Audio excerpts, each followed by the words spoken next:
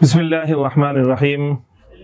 মহান আল্লাহ পাক রব্বুল আলামিন তার পবিত্র কোরআনে পাক নাজিল করেছেন।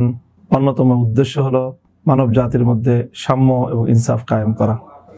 অত্যন্ত দুঃখ এবং পরিতাপের বিষয় হলো সাম্প্রতিক বাংলাদেশে নারী বিষয়ক সংস্কার কমিশন যেটা গঠিত হয়েছে নারীদের জন্য একটি সুন্দর প্রস্তাবনা জাতীয় ঐক্যমত্য কমিশনে উপস্থাপন করার জন্য, কিন্তু দুর্ভাগ্যজনকভাবে এই কমিশন তারা এমন একটি প্রস্তাবনা উপস্থাপন করেছে যেখানে ইসলামের পারিবারিক আইন এবং উত্তরাধিকার আইনকে নারীদের মধ্যে বৈষম্য সৃষ্টির কারণ হিসেবে আখ্যায়িত করা হয়েছে। এর মাধ্যমে এই প্রস্তাবনাটি শুধুমাত্র ইসলাম বিরোধী নয়, বরং ইসলামকে কটাক্ষকারী এক চরম ধৃষ্টতাপূর্ণ একটি প্রস্তাবনা।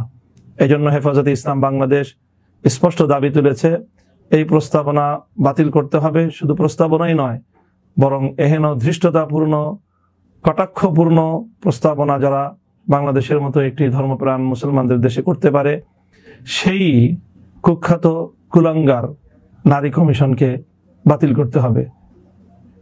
আরও কয়েকটি দাবি সহ আগামী ৩রা মে শনিবার সকাল ৯টায় রাজধানীর ঐতিহাসিক সোহরাওয়ার্দী উদ্যানে হেফাজতে ইসলাম বাংলাদেশের আহ্বানে অনুষ্ঠিত হতে যাচ্ছে মহাসমাবেশ।